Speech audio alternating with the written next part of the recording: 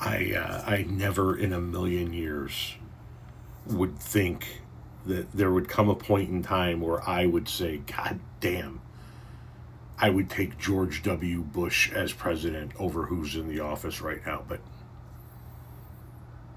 I would take George W. Bush as president again over who's in the office right now. The reason immigration reform died wasn't just because of one party. It's because people were nervous about a populism that started to emerge. My view is that we are a land of immigrants, and we ought to recognize that. As a matter of fact, I believe America's soul is rejuvenated when people come to our country and work hard to realize dreams. There is an orderly way to have immigration, and that is to recognize people are coming here to do jobs Americans aren't doing, or are not capable of doing, or unwilling to do. And we ought to have a process that enables people to come and do those jobs. It's good for our economy. I think it's, and I think it prevents people from having to sneak in.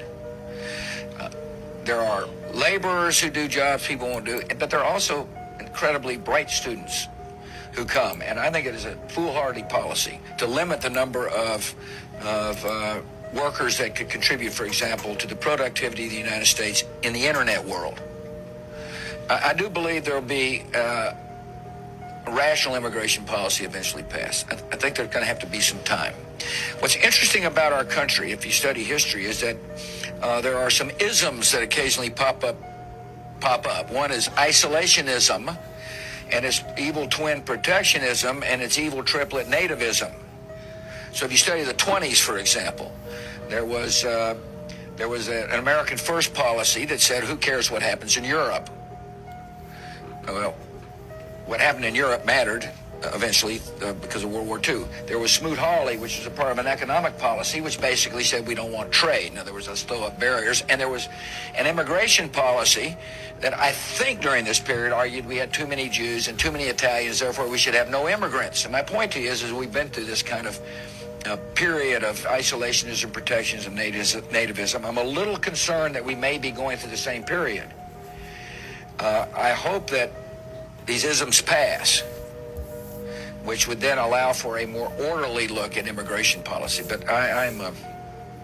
look, I was raised in Texas, and there's a lot of focus on the Hispanic population. I mean, if you're raised in Texas, you understand what it means to interface with